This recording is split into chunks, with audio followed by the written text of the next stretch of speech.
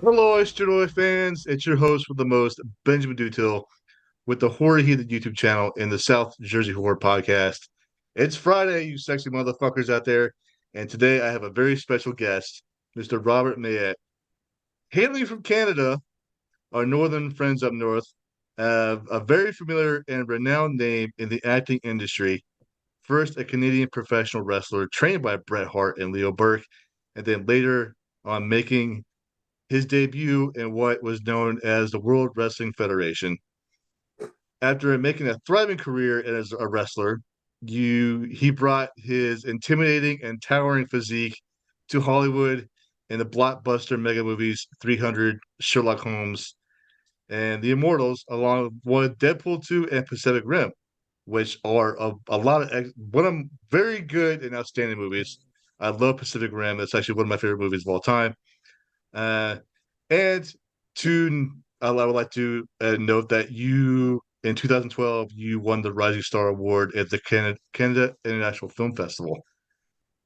You look shocked. Did you win? I what? I won? Yeah, apparently you did. Apparently, wow! I did. That, I am shocked. And today I'm talking to you about your role as the Master in one of my favorite FX series called The Strain. And damn it, it feels good to have you on my show. I love this. Thank you so much for joining me today. I really do appreciate this. Well, thank So you for having me. Thank you. I am a huge fan of the show, and I'm so glad you're here because the Master was very intimidating in that TV show. It's just you being very tall and holy shit. I mean, I'm starstruck. This is awesome. I love this. This is great. So thanks so much for joining me today. How are you doing on this fine Friday? I'm doing good. I'm doing great. I'm in my home, basically that place where I grew up, a small village in New Brunswick, Canada, not New Brunswick, Jersey, New Brunswick, Canada, in the East Coast, the Maritimes, where it's cold and the night the sun is out, and so it's a nice day, So, but I feel good. Yeah, have my coffee, and I'm doing great. It's nice to see your face outside the frightening strain persona. It's just Yeah, yeah, I agree. I mean, I do miss having the prosthetic for sure because it was exciting to wear it and being part of that process and part of the production and part of the ensemble so cast. Do miss that. The Strain, one of my favorite TV shows on Netflix. Not the traditional vampire backstory, but more of like old country, way deeper than what we expected to see in the show. I mean, I was hooked on the first episode, and I absolutely fell in love with the show.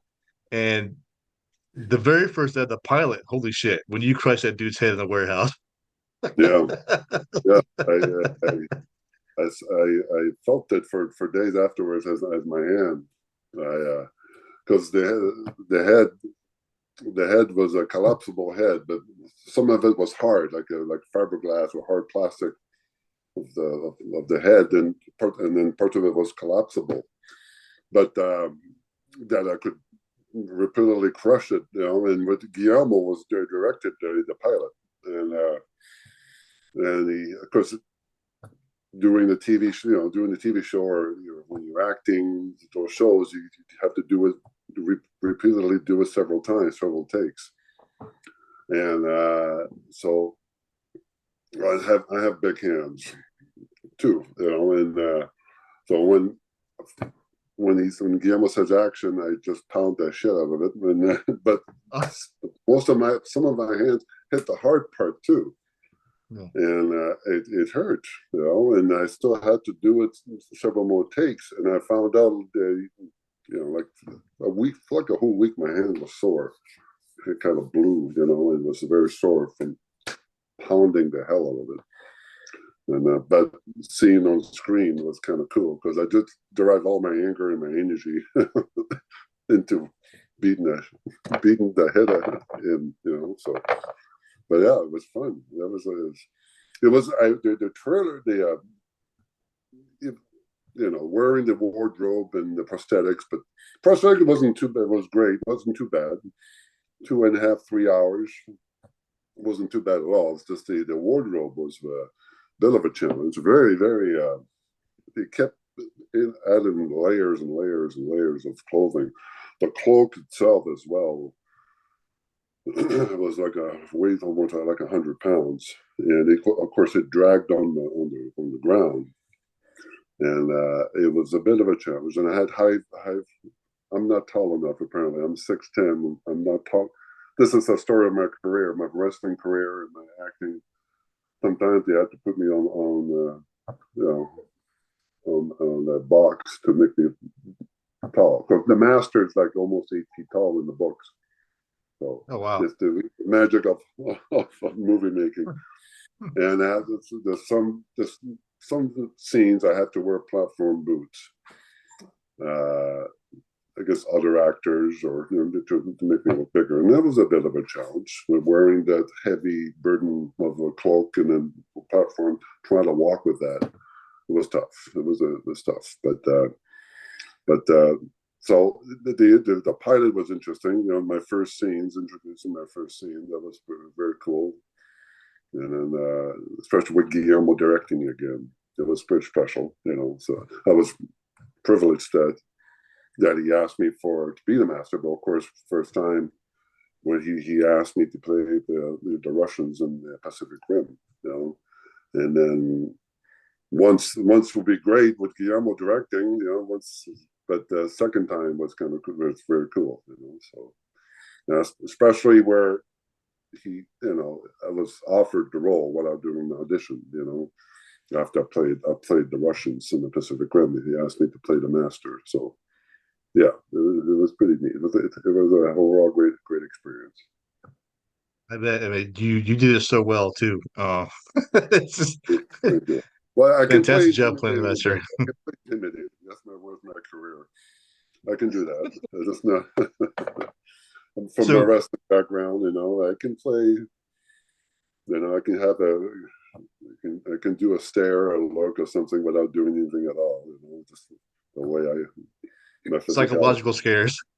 Yeah, I mean, from years of wrestling over the years, of that being a bouncer, a doorman, when I was younger. So I knew I could intimidate some people, not all of them, of course, but some people, But I'm not invisible in the room, that's for sure. They know my presence, at least.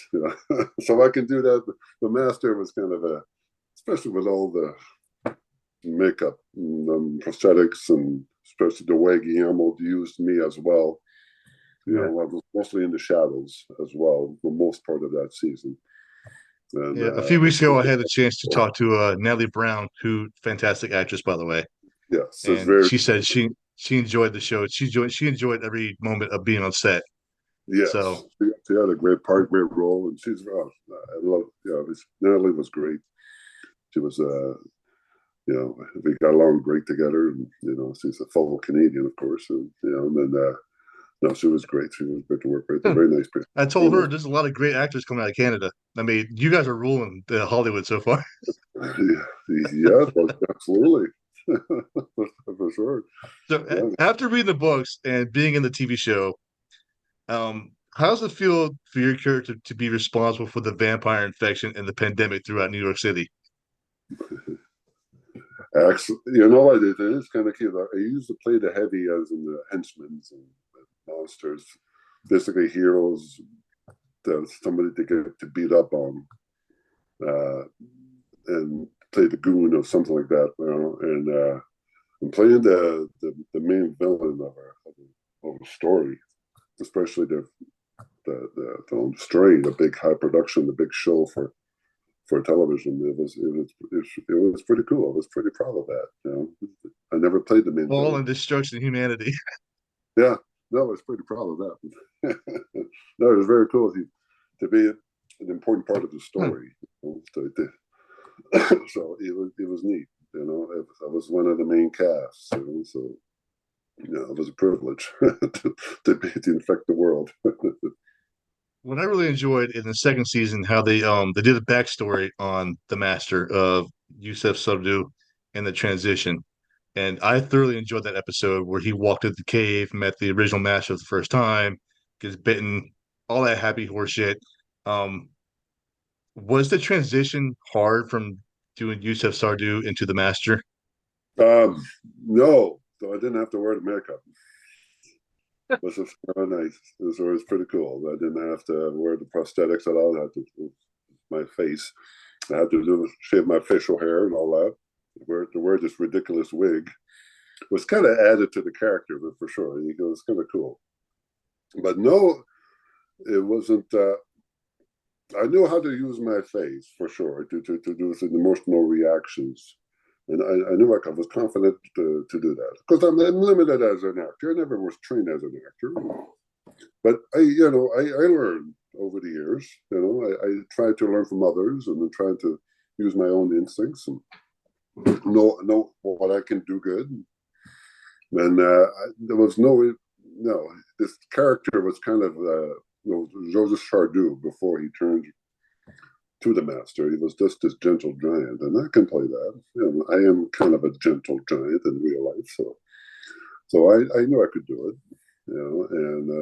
And with the Guillermo directing again that segment, he didn't direct the whole episode, but 3 times directing me. That's which is kind of very cool. So it was easy. He helped me to make sure I stay focused on whatever emotions I would have, because he was a very nice, giving candies to kids on the streets, and he wanted me to smile more, and be gentle, and then because it's so awful because when he turns, at the end, he turns on the kids, which is kind of a long story. But no, it wasn't. No, it was great. It was great. We filmed most of it outside on location, outside of Toronto, at a park, and it So was I read in some of your past interviews that you did, and the episode where the Master like reveals his whole entire face. yeah, Was that an exciting episode? yeah, it was. Working with Doug Jones as well, who was the original Master, where he turns when he turns to the turns to Josh Sardou. It was great. He threw up on me. Basically threw up worms. Thank God it was CG worms, but still, he had to take the air from his coffin and stuffed me down my throat. And it was a cake mix. It wasn't real dirt. It was cake mix, make it look like dirt. And first time was okay. I swallowed it, which was fine. I thought, well, cake mix, it can't be so bad. So I swallowed it once, and after a while, I got, no, I'm going to spit it out. I did spit it out afterwards. It was terrible. Because the cake mix or coffee mix, so something a mixture of both. But working with Doug, working with him was great. The first time I ever worked with him, and he's a master of playing creatures, and he creeped me out playing that role. He went through a lot of that process playing that from head to toe. It was pretty amazing. But seeing him work, helped me react to it, the character. So it wasn't hard. But no, it was cool. And then when he turns, little details when when he finally turns into the Master, he goes, from this life of this gentle soul who's scared to death, and then finally turns into the Master was very cool. How this is all Guillermo's directing, and seeing the final product on TV when my eyes turned red, I guess, and then he stalks the streets. The makeup he did. My last scenes, I guess, about the last scene of that segment, I do turn when I turn to the Master, but not the final Master we see in the first season. Was cool, I think it was a little more creepier than the original Master that looked like, in the future, I guess, in the present terms. But no, it was cool. It was very cool. Asked me to return to do it, and then he asked me to because that's where they killed off the Joseph Sardou master. They killed him off in the middle of the second season, which I knew they were going to do in the books when I read the books. I thought it was going to be later on in the series, but apparently, that's what it is. And but they asked me again they asked me in the fourth season to return to play the master as in flashbacks. So that was kind of neat to return and see old friends again. Yeah. Well, Cool. any consolation, you were my favorite master. Thank you. Appreciate it. A little more intimidating than the rock star master, I suppose. I don't know if it made sense. I mean, it does make sense in the story. I mean, as in the book wise, how the master survives from body to body when the body gets old or damaged. He translates to another body. It makes sense, and but visually, you start as this 8-foot monster, scary, intimidating, and then goes to a 6 feet skinny golf guy. It kind of Boulevard, yeah, he kind of loses it a bit. I thought, when I talk to most people I watch the show or fans, they saw the same opinion, that it kind of loses the impact, I suppose. But maybe I don't know. Maybe just me saying it. I guess I don't know, because I want to stay longer in the show, so I don't know.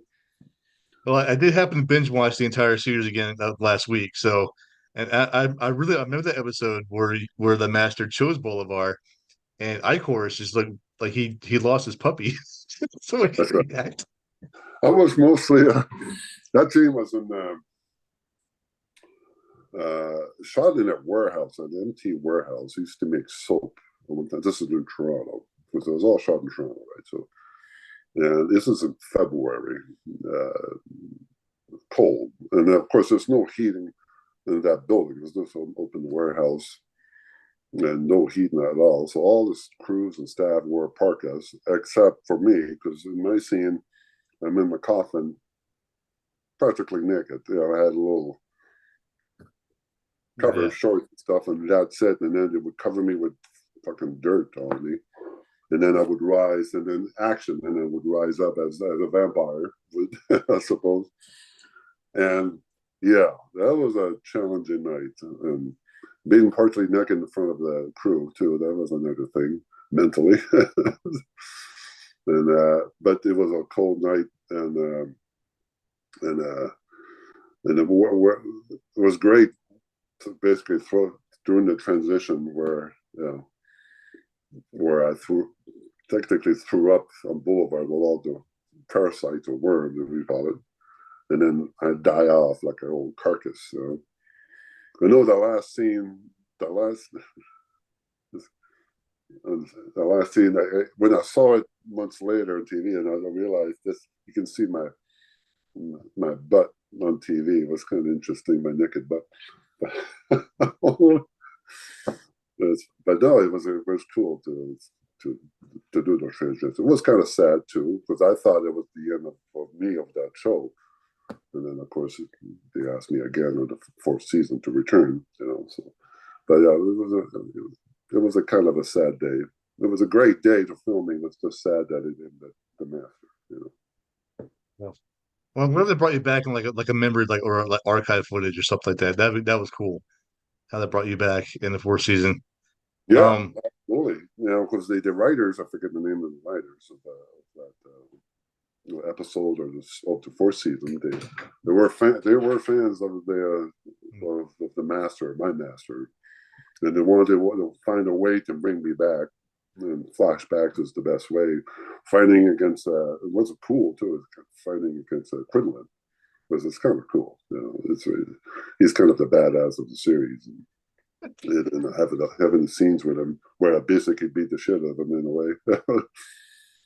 It was great, as breaking it was a priest, I think, broke his wanted the little details, but for me it mattered because he wanted me to break his neck with my two hands, but he was a small skinny stature of a guy, and the master is just powerful, and why would I need two hands to break his neck?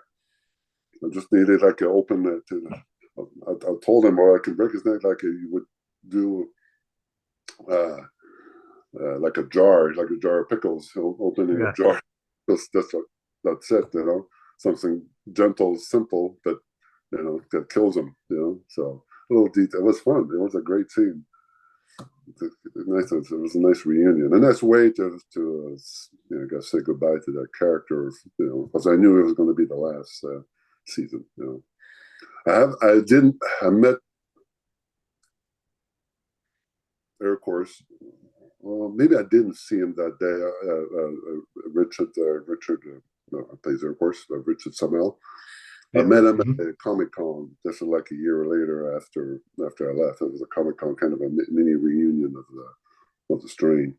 But I didn't. I think I did see Kevin Durant, because Kevin Durant, we got along pretty good. We were friends. The whole story, how I got the role, though, this is before I got offered of the Master. When I was doing Pacific Rim, I was in Toronto. I had a day off. I was one of my best friends. We were at a comic bookstore, the memorabilia store, where, funny enough, Guillermo does frequent a lot because he likes to collect stuff. But so we were at the store looking at stuff, comic books, in Toronto, just to kill time. And one of my friends sold me this comic book, of the strain, and I had no idea of the strain at the time at all, because he showed me the comic just because it's Guillermo, and because I was doing the Pacific Rim, so I thought he was kind of funny, showing me the comic book that Guillermo did, and he showed me the part. He turned the page, opened it up, and showed me, if Guillermo ever does a movie of the strain, you'll be the master. You'll be great as the master. He showed me the picture of the master on the comic book, and I never. Oh, that would be great. That would be awesome. But I never took it obviously seriously. That would be cool, but I don't think it's not going to happen. And then a year later, offers me the part as a master. So it's kind of funny, the connection.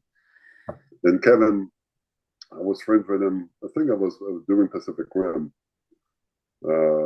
and at that same time, I was doing Pacific Rim in Toronto. I was walking on the streets on Bloor Street, and the big busy street in Toronto, and walking. And I knew Kevin Durant from his work over the years, because I knew he was a fellow Canadian. But he was a versatile actor, did amazing movies with Russell Crowe and all those. So, big guy as well. So I knew I was always eyeing him and wanted to have a similar career, I always respected him. And I saw him on the street. He was walking towards me, and I was like, that's Kevin. It was there doing Resident Evil, one of the Resident Evil movies. So I had to stop him and introduce myself, and he knew of me. And then, had a little chat. And then before we said goodbye, we said, well, we'll hope to work together again, to work someday, in the future, And then we went on our way. And then months later, we were cast together in the Mortal Instruments, playing the two henchmen. So we became friends, and then he called me. This is months before I got offered the role of the master. He calls me up to let me know that I was going to get the call to play the master, because he was in the having meetings to play the role of the rat exterminator. I forget the name. Vasily Fett or something. Silly fat. Yeah. He heard my name mentioned to play the master when it was meeting. So he gives me the heads up before to say that you're probably going to get a call from Guillermo or from whoever to offer me to play the master. So that was pretty exciting. And then I was waiting, and then of course I got the email that they offered me the role as the master. So it was an exciting process, to build up to play the role. So it was very cool. Well, we got a few minutes left. I got one last question for you. So, what's next for you this year? What plans, what projects, movies you got coming out you can talk about? I don't know. It's been interesting the last 3 4 years. Uh, I'm still involved in acting because I still have my agents and I'm still part of the union in Canada, the ACTRA. But I haven't done anything in the last 3 4 years, acting wise, on purpose. I've been I blame it on COVID, the COVID effect, I suppose. I guess everybody needs to had to do some changes for good or sometimes bad because of that, the whole pandemic and the whole shutdown. I had to reassess my career. Acting had a good, had an amazing run, uh, doing working with amazing people, and I was very lucky. Uh, but for me, after a while, it wasn't busy. You're busy as an actor sometimes, and sometimes you're not. And it is. It depends on the actor, I suppose. Some actors, I guess they're different than some actors are.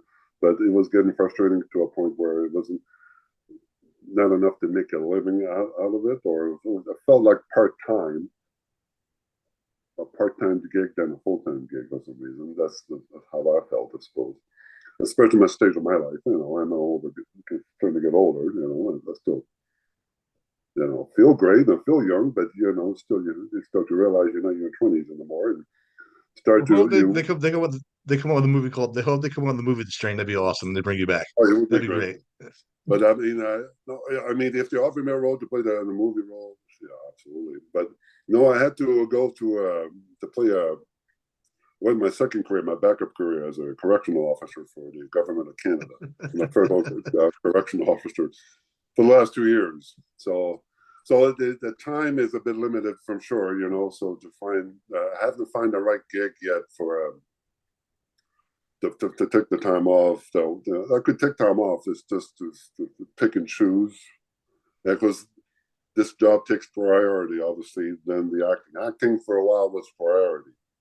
Now it changed over time, and then, but I love it. I do love acting, and I do miss it. And I hopefully do more in the Time. I'm sorry, we just ran out of time.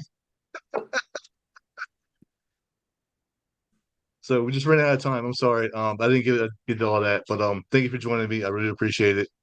Thank you. I'm gonna do my best to edit it now. So you take care. Have a wonderful weekend, and You do.